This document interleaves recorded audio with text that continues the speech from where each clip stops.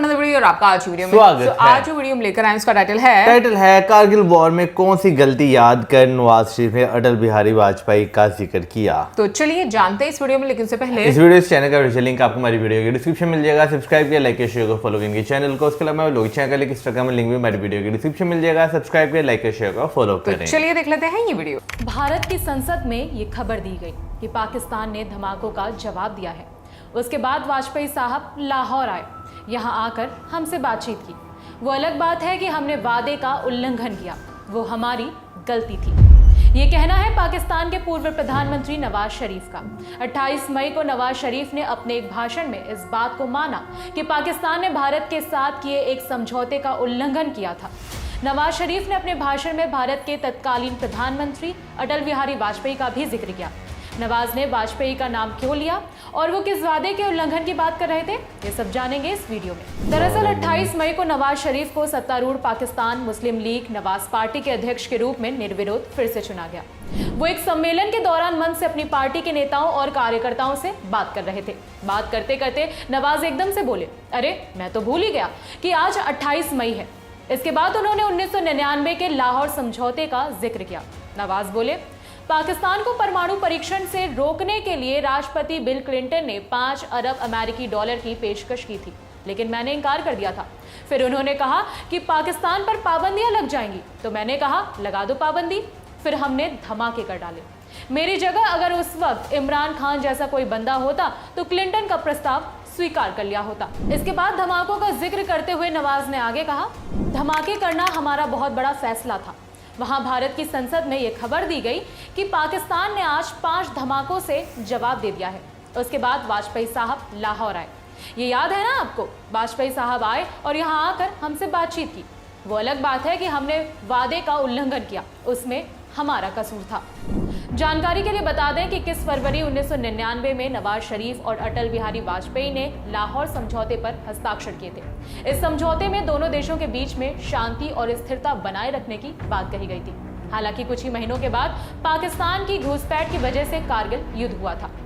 उस युद्ध में पाकिस्तान के पूर्व राष्ट्रपति परवेज मुशर्रफ का भी बड़ा हाथ था। शांति समझौते के बाद भी मुशर्रफ ने अपनी सेना को कारगिल जिले में घुसपैठ का आदेश दिया था, जिसके बाद दोनों देशों के बीच में भयंकर युद्ध हुआ था। अब वापस खबर पर आते हैं। नवाज ने अपने भाषण में ये भी बात करी कि किस तरह से उन्हें झूठे केस में फंसा दिया गया था। उन्होंने कहा कि साल 2017 में पाकिस्तान के तत्कालीन मुख्य न्यायाधीश साकिब निसार ने उन्हें झूठे मामलों में फंसाया था और उन्हें प्रधानमंत्री पद से हटा दिया गया था।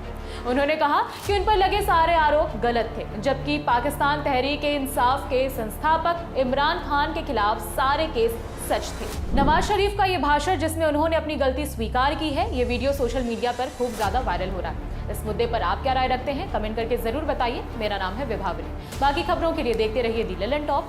शुक्रिया। भाई पार्टीशन के बाद अगर देखा जाए तो इंडिया और पाकिस्तान ने जो है वो 3 युद्ध जो है वो लड़े और उसके बाद जो है ना इन द एंड एक पॉइंट पर आकर दोनों कंट्रीज को ना रियलाइज हुआ कि भाई कोई शक नहीं कि पीस से ही अगर दोनों चलेंगे तो दोनों में खुशहाली है, दोनों कंट्रीज की इसी में प्रोस्पेरिटी है। और मेरा ख्याल है कि अगर उस टाइम के लिहाज से देखा जाए 1999 की अगर बात की जाए तो भाई उस टाइम मैं काफ़ी छोटा था, मुझे उस टाइम कोई इतना वो इन चीज़ों के बारे में किसी को इतना इल्म ही नहीं था। लेकिन हाँ, अगर आज के टाइम में आकर जब आप लाहौर एग्रीमेंट के बारे में पढ़ते हैं तो उसमें जो डिटेल्स लिखी हुई हैं उसमें बेसिकली जो है ना हर चीज़ को एक साइड पे रख के जो है ना यहाँ के लोगों की खुशहाली की जो है वो बात की गई थी। ये चीज़ कही गई थी कि इंडिया और पाकिस्तान जो है ना वो मिल के जो है वो तरक्की करे। और मैं कहूँगा कि उसमें सबसे अच्छी चीज़ ये थी कि भाई इंडियन प्राइम मिनिस्टर खुद चल के जो है वो लाहौर आए थे और उन्होंने मैं कहूँगा कि एक तरह से खुद जो है वो दोस्ती का, अमन का जो है वो कदम बढ़ाया था। बिल्कुल, लेकिन एक चीज़ और मैं यहाँ पे बोलना चाहूँगी कि मतलब जब आप पावर पूरी तरह से ट्रांसफ़र नहीं करते ना तो फिर आप मतलब प्रॉब्लम्स जो हैं वो क्रिएट होती हैं। और पाकिस्तान की हिस्ट्री में ये चीज़ जो है वो आपको देखने को मिली है कि कभी भी जो पावर है वो किसी भी पॉलिटिकल पार्टी को जो कि रूल कर रही होती है उसको ट्रांसफ़र नहीं की जाती। सो मुझे लगता है कि एक तो ये प्रॉब्लम है और दूसरा ये कि मुझे लगता है कि ये बड़ा एक गोल्डन चांस था पाकिस्तान के पास कि जब अटल बिहारी वाजपेयी जी आए थे पाकिस्तान और ये अग्रीमेंट हुआ था तो उस टाइम के बाद वाकई में मुझे लगता है कि पाकिस्तान को बिल्कुल एक बहुत अच्छे तरीके से कोशिश जो है वो करनी चाहिए थी, क्योंकि जो आज हम एक परिणाम देख रहे हैं, जो कॉन्सिक्वेंसेस हम लोग झेल रहे हैं, और वो एक आम आवाम ही झेल रही है।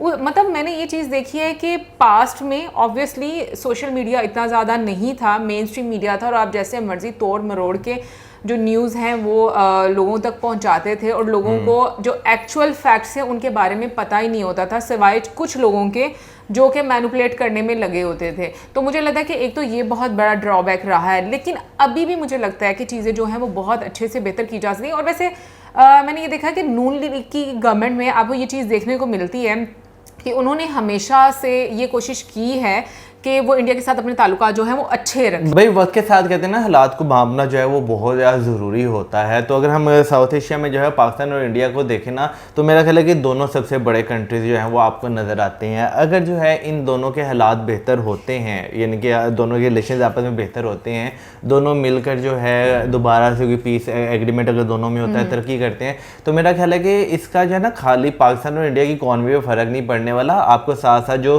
सार्क कंट्रीज़ कह लेंगे या साउथ एशियन कंट्रीज़ जो है वो कह लेंगे, उनकी इकॉनमी पे भी आपको जो है वो बहुत ज़्यादा जो है एक फ़र्क जो है वो नज़र आएगा। क्योंकि देखा जाए तो वाकई में साउथ एशिया में इंडिया और पाकिस्तान जो है एरिया के लिहाज से आपको दो बड़े कंट्रीज जो है वो नज़र आते हैं। फिर उसके बाद भाई सबसे बड़ी जो बात ये आती है कि पाकिस्तान में आपको जो है ना पॉलिटिकल इंस्टेबिलिटी जो है वो बहुत ज़्यादा देखने को मिलती है, जिसकी वजह से ताल्लुकात जो है वो हमेशा से ख़राब रहे हैं। क्योंकि बहुत सारे पॉलिटिकल ऐसे लीडर्स हैं जिनके इंटरेस्ट में है कि इंडिया से ताल्लुकात अच्छे हों, लेकिन ऑन दी अदर साइड ऐसे भी हैं जिनके इंटरेस्ट में है कि भाई इंडिया से ताल्लुकात अच्छे ना हो। और उसके साथ साथ अगर आपको एक चीज़ देखने को मिलती है कि भाई पाकिस्तान में बेशक कोई भी गवर्नमेंट फॉर्म होती है, उसमें वही घूम फिर के आपको वही पॉलिटिकल लीडर्स नज़र आते हैं जो दूसरी पार्टीज़ में जो है वो नज़र आते हैं। कि जैसे ही उन्हें नज़र आता है अच्छा वो पार्टी जो है वो हुकूमत फॉर्म करेगी, वो उसमें जो है वो चले जाते हैं। तो मेरा ख्याल है ये एक बहुत बड़ी वजह है कि अभी तक पाकिस्तान में उस तरह जो है इकनॉमिक स्टेबिलिटी और जो है एक पॉलिटिकल स्टेबिलिटी नहीं आ सकी, क्योंकि हमने जो है ना कभी भी अपने नेशनल इंटरेस्ट के लिए काम नहीं किया। अगर नेशनल इंटरेस्ट के लिए अगर हमने काम किया होता तो मेरा ख्याल है कि हमारे इर्द गिर्द जितने भी ममालिक हैं, बेशक उसमें India, China, Afghanistan, Iran, Bangladesh, Nepal, Bhutan या जितने भी सेंट्रल एशियन कंट्रीज़ हैं, सबके साथ एक अच्छे ताल्लुकात होते। तो मेरा ख्याल है कि भाई अपने जो है ना पर्सनल इंटरेस्ट की बजाय ना नेशनल इंटरेस्ट के लिए जो है वो काम करना बहुत ज़्यादा ज़रूरी है, फिर जाकर जो है ना आपके हालात बेहतर होते हैं। वेल मैं बिल्कुल मौज़म की बात से एग्री करूंगी, और मैं यही पॉइंट डिस्कस करने वाली थी कि नेशनल इंटरेस्ट होना बहुत ज़्यादा ज़रूरी है। बाकी कंट्रीज़ पे क्या इम्पैक्ट होगा वो तो बाद में पता चलेगा, लेकिन सबसे पहले आपको अपने लोगों के लिए काम करना है।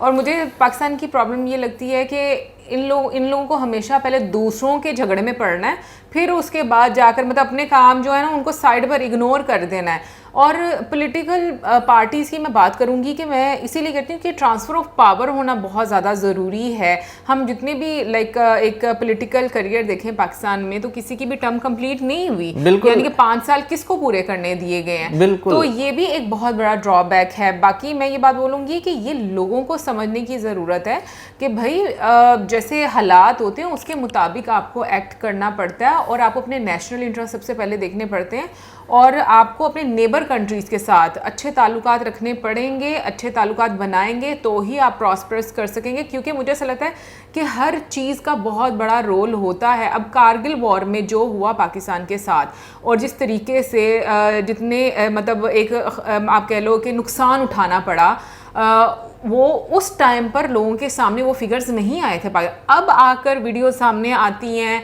या फैक्ट्स सामने आते हैं तो लोगों को पता चलता है कि क्या क्या हुआ था उस टाइम। लेकिन देखा जाए ना तो यार कारगिल वॉर में जो है ना दोनों साइड से, मैं एक साइड की बात नहीं करूँगा, दोनों साइड की बात करूँगा कि बहुत सारी माओं की गोद जो है ना एक जो है वो गलती उजाड़ देती है। तो मेरा ख्याल है कि भाई आपको जो है ना बजाय इसके कि आप इस तरह के जो है वो काम हो, आपको हर चीज़ पीस टेबल टॉक से, क्योंकि अगर देखा जाए तो लाहौर एग्रीमेंट जो है वो एक परफेक्ट एग्जांपल थी टेबल टॉक्स की, कि आप उससे जो है बहुत सारी चीज़ें जो है वो रिजॉल्व कर सकते हैं। और जहाँ तक आपने जो है दूसरों की वो दर्द की बात की, तो मेरा ख्याल है कि भाई एज ए नेशन जो है ना, सबसे पहले आपको अपने मुल्क में रहने वाले लोगों का सोचना चाहिए। नो मैटर वो हिंदू हैं, क्रिश्चियन हैं, पारसी हैं, मुसलमान हैं, जो मर्जी हैं, आपको उनकी दुख तकलीफ दर्द सबसे पहले होना चाहिए, उसके बाद आप किसी और नेशन का सोचें। तो हम इन चीजों से बाहर निकलेंगे तो ये ना, और जहाँ पर मतलब सबसे स्टॉक की बात है, सबसे बड़ा मसला पता है क्या है, हमें जो है ना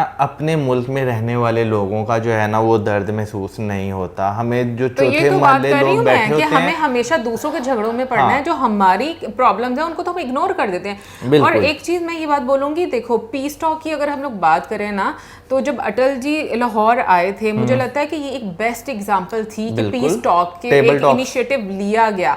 लेकिन अगर आप जबरदस्ती करें तो डेफिनेटली आपको फिर उसके बजाय एक रिएक्शन तो देखने को मिलेगा।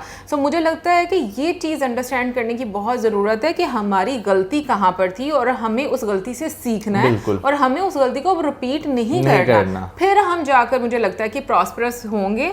अदरवाइज अगर हम लोग यही सोचते रहेंगे ना, नहीं कि जो हुआ वो हुआ, अब तो मतलब ठीक है, जो हो गया सो गया, आगे चलो। हाँ, नहीं, आपको अपनी पहले गलतियां माननी पड़ेंगी। आपको ये चीज लोगों के सामने रखनी पड़ेगी, हाँ हमारे से गलतियां हुई हैं लेकिन हम आइंदा आगे ये चीजें नहीं करेंगे। तो मुझे लगता है कि चीजें और ज्यादा बेहतर आएंगी। मुझे पता है कि बहुत ज्यादा इसमें भी प्रॉब्लम्स होती हैं, बहुत ज्यादा ऑपोजिशन लीडर जो है वो ही आपके स्टेटमेंट्स को मैनिपुलेट कर देते हैं। लेकिन मुझे लगता है मिलकर इस मतलब जो रूलिंग पार्टी और जो ऑपोजिशन पार्टी है उन सबको मिलकर जो नेशनल इंटरेस्ट है उसके लिए काम करना पड़ेगा। सबसे ज्यादा जो है ना इंपॉर्टेंट एक चीज हो रही है, आपको इंटरव्यू की लोगों को एजुकेट करना पड़ेगा ताकि लोग जो है ना वो इस चीज को डाइजेस्ट कर पाएं कि भाई अगर अपनी गलती हम मान रहे हैं ना, उसमें कोई शर्मिंदगी वाली चीज नहीं है उसमें जो है ना, बल्कि आपको जो है ना ये चीज सोचना चाहिए कि आज अगर हम गलती मान रहे हैं ना, तो आने वाला कल ये गलती मानने की वजह से बेहतर होगा। बिल्कुल। और जो भी पास में जो भी हमारी मैं कहूंगी कि नाकामियां रही हैं, आप उसको एक्सेप्ट करें, आप उसको लपेट कर ना लोगों के सामने लेकर आएं और जो ना लोग हैं वो उसको लपेटने की कोशिश करें। तो मुझे लगता है कि चीजें फिर जो है वो बेहतर होंगी। सो गाइस, ये हमारी आज की वीडियो और इसी के साथ हमें वीडियो करें, वीडियोस का एंड की पसंद।